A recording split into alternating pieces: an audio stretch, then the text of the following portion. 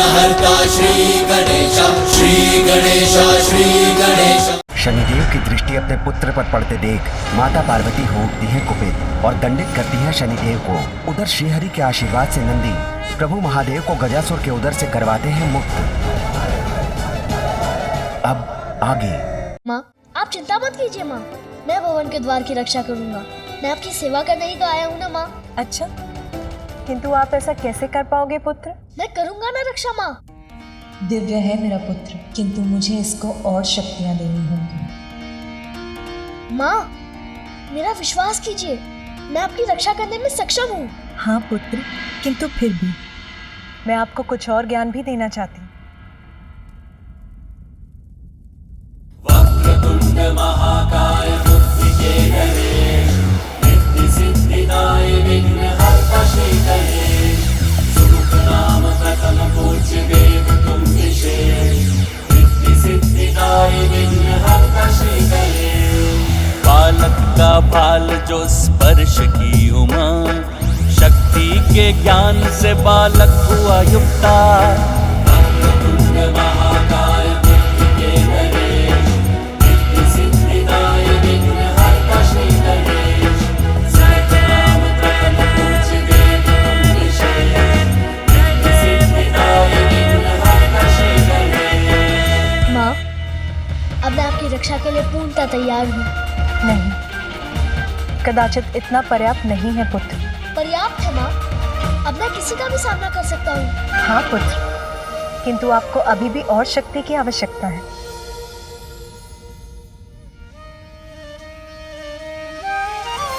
अद्भुत बालक परमा प्रेम लुटाती, प्रथम देवता जग में उसे बनाती। हाँ, प्रथम देवता जग में उसे बनाती।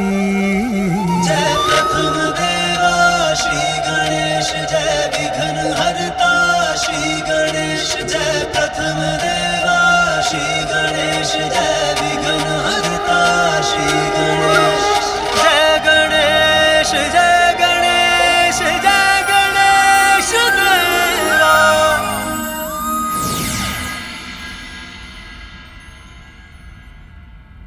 पुत्र,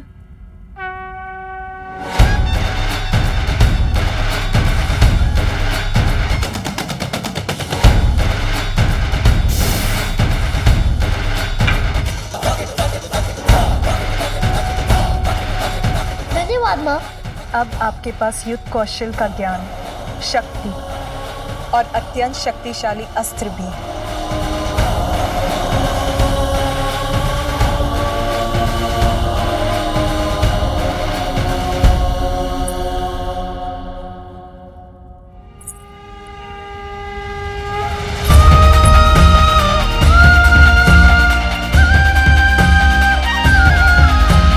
पुत्र, मैं स्नान करने जा रही हूँ। स्मरण रहे, किसी को भी भीतर मत आने देना। मैं वचन देता हूँ माँ, किसी को भी भीतर आने नहीं दूंगा।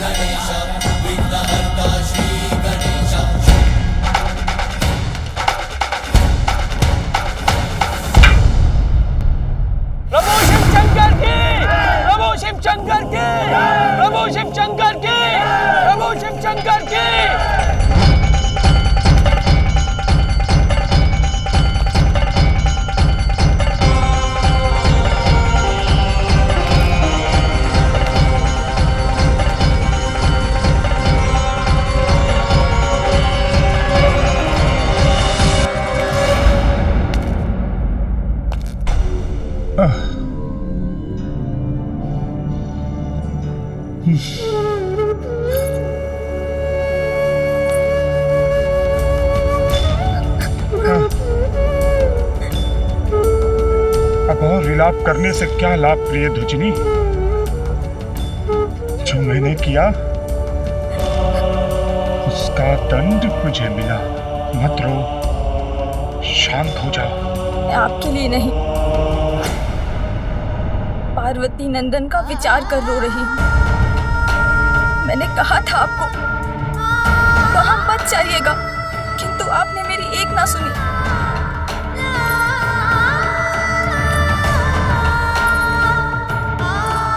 आपकी दृष्टि से उस बालक को होने वाले अनिष्ट की कल्पना ही मुझे व्यथित कर रही है।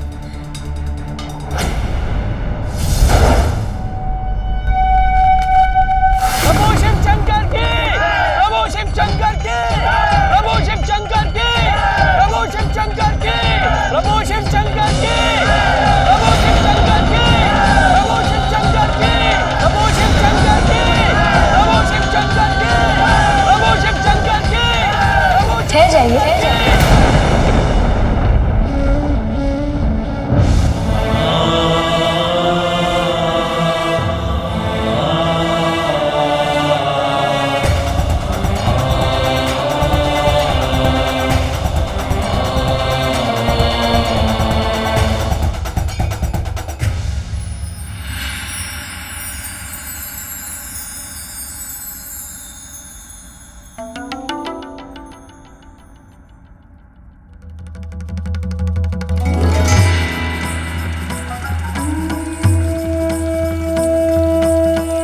आज तो तुम्हारे मुख और नेत्रों में अद्भुत आभा है।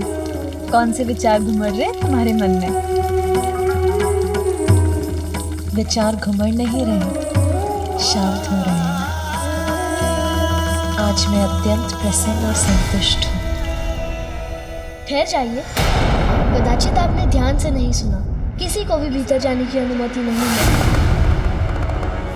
यहाँ तक आए हैं, ये तो बताइए, है कौन आप?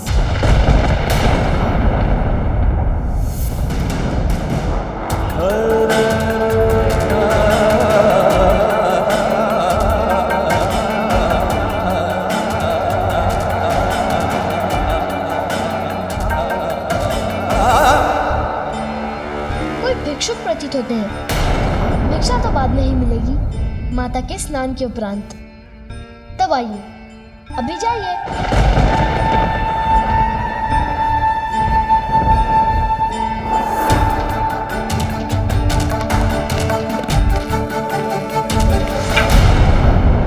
सुना नहीं आपने?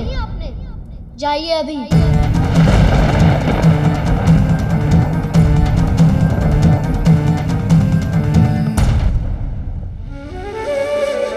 कदाचित अधिक भूखे हैं।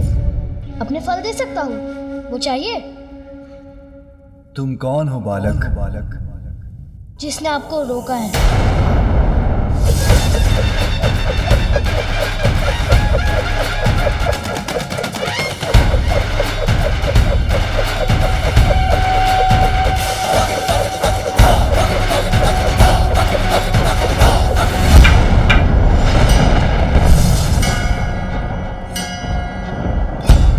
रक्षक हूँ यहाँ का, रक्षक हूँ यहाँ का, रक्षक हूँ यहाँ का, रक्षक हूँ यहाँ का।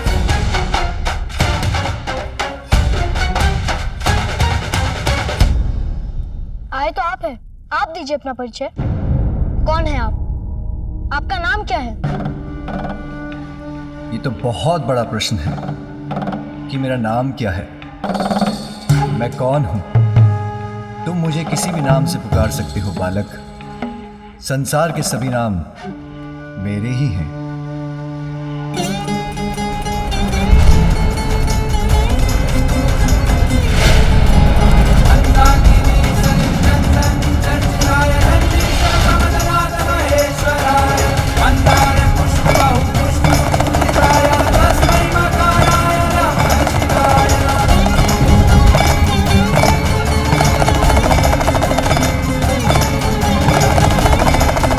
कैसी विचित्र ध्वनि है।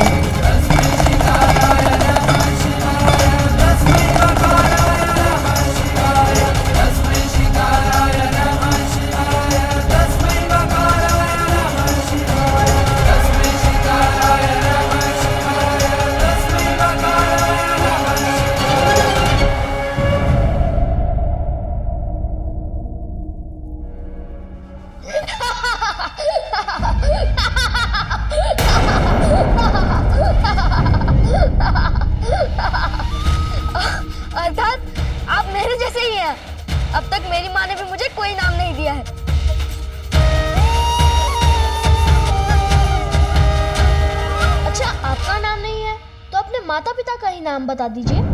मेरे कोई माता पिता नहीं है बालक।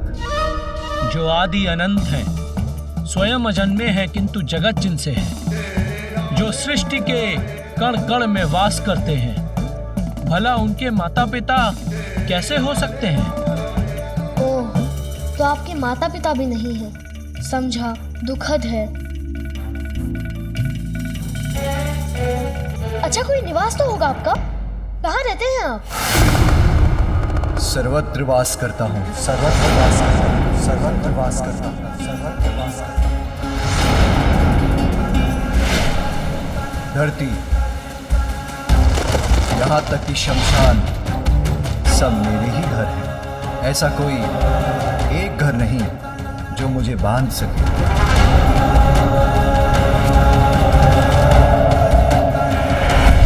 यही समझिए, मैं सर्वत्र हूँ और कहीं भी नहीं।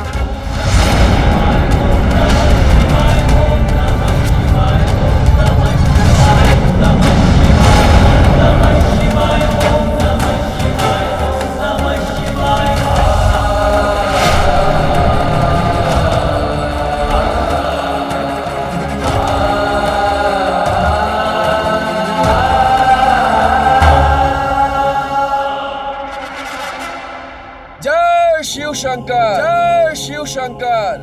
बालक समझकर मुझे अपनी गोल गोल बातों में भ्रमित करने का प्रयास कर रहे हैं।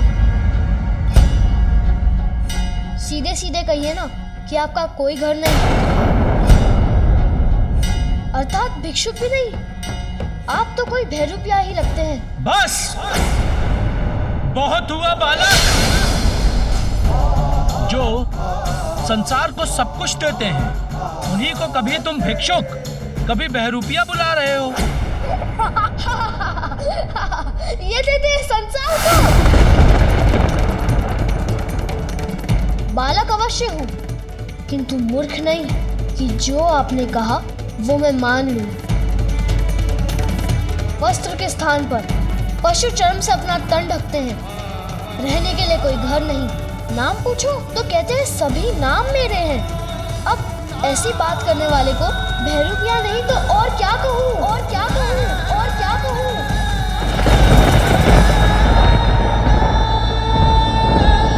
एक बार किसी जलाशय में स्वयं को झांक कर देखिए।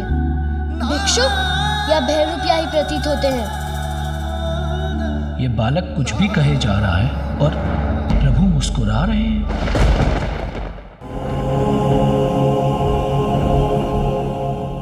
घनी जटाएं हैं आपकी, कभी केश नहीं सवारे क्या? बालक, प्रभु की जटाओं का अर्थ भी जानते हो? मेरे प्रभु। सखी, कुछ तो कहिए, किसके विचारों में डूबी हैं आप? मैं उनके विचारों में मग्न हूँ जिनका शीश घनी जटाओं से सुशोभित है।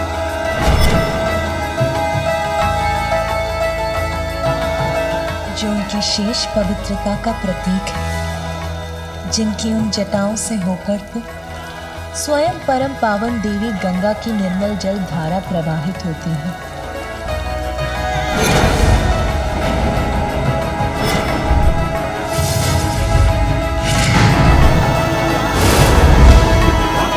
आपका तो सभी कुछ विचित्र है। और ये मस्तक पर तीसरा नेत्र क्यों है? देखने के लिए दो नेत्र कम पड़ गए थे क्या? प्रभु का तीसरा नेत्र खुल गया ना, तो बालक। जिनका तीसरा नेत्र प्रतीक है इसका कि जो दो नेत्रों से देखा जाता है वो सदा सत्य नहीं होता।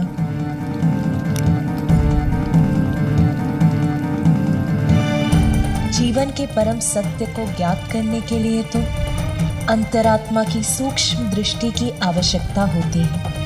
वही सूक्ष्म दृष्टि तो प्रदान करता है तीसरा नेत्र। इन्हें और सच्चे ज्ञान?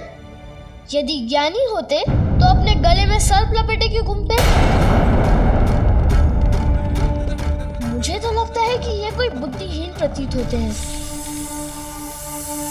जिनके तन पर लिपटा सर्प उनकी कुंडलिनी शक्ति के जागृत होने का प्रतीक है। वो जो चेतना से परिपूर्ण है और सर्प को अपने तन पर अपनाकर ये संदेश भी देते हैं कि बुरे की बुराई का अंत भी प्रेम से किया जा सकता है।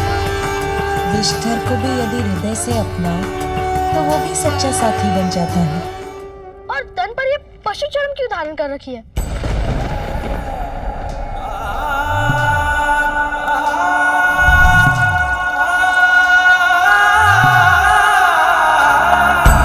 मृत पशु के चर्म को अपने देह पर धारण कर वस्त्र बनाने वाले वो ये संदेश देते हैं कि व्यर्थ में प्रकृति नष्ट ना हो,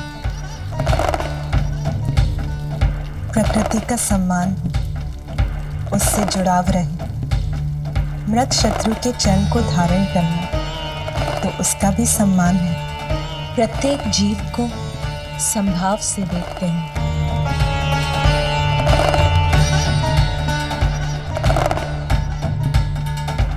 आपका तो ये अस्त्र और उस पर लटका ये वाघ यंत्र दोनों ही विचित्र है।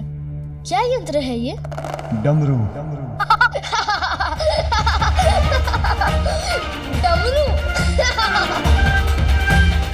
आपके तो इस यंत्र का नाम भी विचित्र है, डमरू।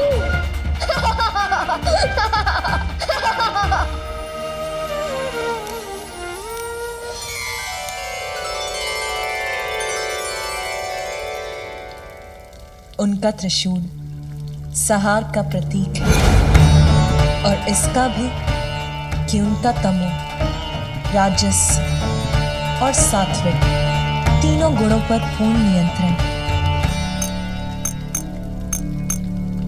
उनके डमरू का आकार तो अनंत का ही स्वरूप है, जिनके नाद से ब्रह्मांड का, ब्रह्म अक्षर का, स्वर का व्यंजन और समस्त संसार का जन्म हुआ है।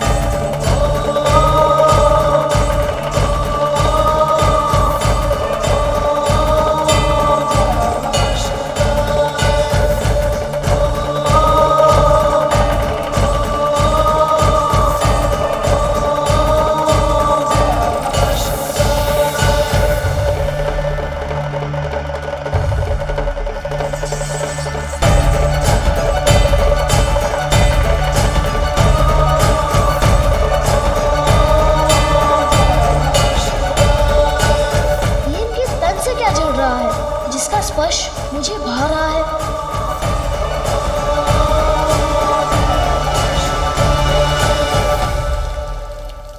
उनके तन पर भस्म का भी गूढ़ रहस्य है।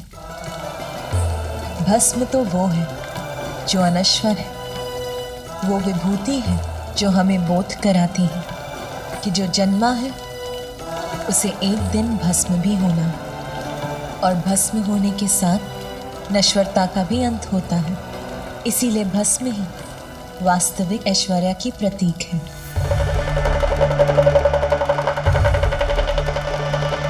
भस्म लगाकर घूमना तो आलसियों का कार्य है। कहीं तन पर लग गई होगी, फिर स्नान नहीं किया होगा, है ना? बालक, कैसे समझाऊं मैं तुम्हें? ये मेरे प्रभु के तन की पवित्र अनश्वर भस्म है।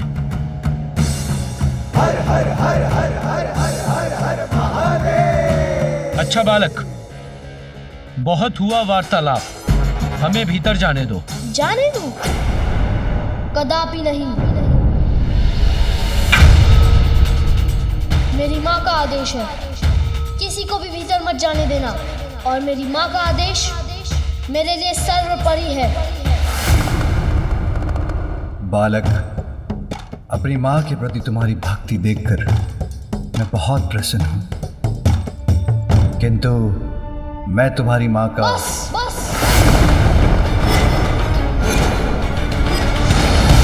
बस भिक्षुक बस।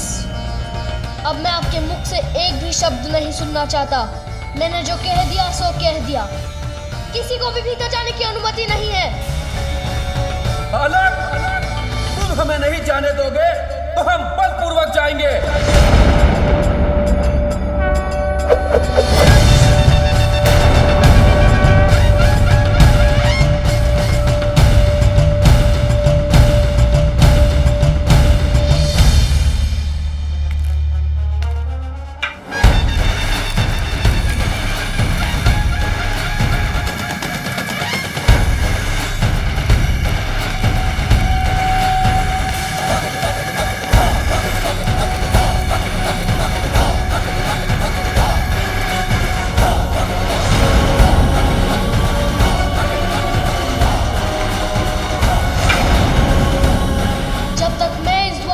कर रहा हूं, तब तक कोई इस रेखा को नहीं लांघ सकता।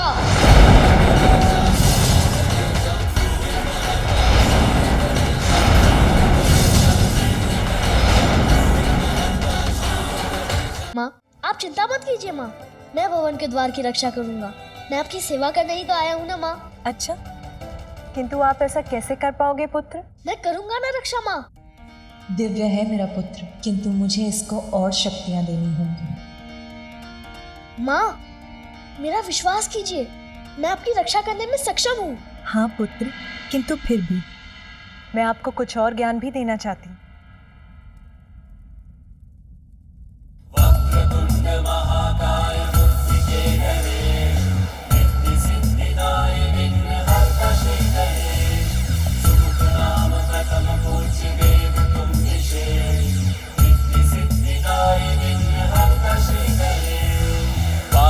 का भाल जो स्पर्श की उमा, शक्ति के ज्ञान से बालक हुआ युक्ता।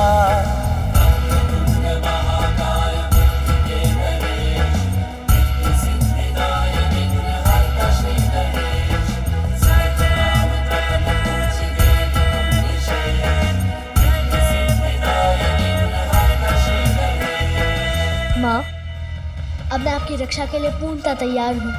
नहीं, कदाचित इतना पर्याप्त नहीं है पुत्र। पर्याप्त है माँ, अब मैं किसी का भी सामना कर सकता हूँ। हाँ पुत्र, किंतु आपको अभी भी और शक्ति की आवश्यकता है।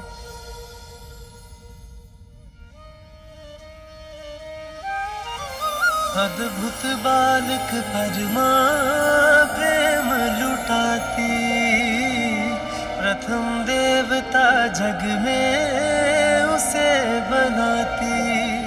हाँ, प्रथम देवता जग में उसे बनाती।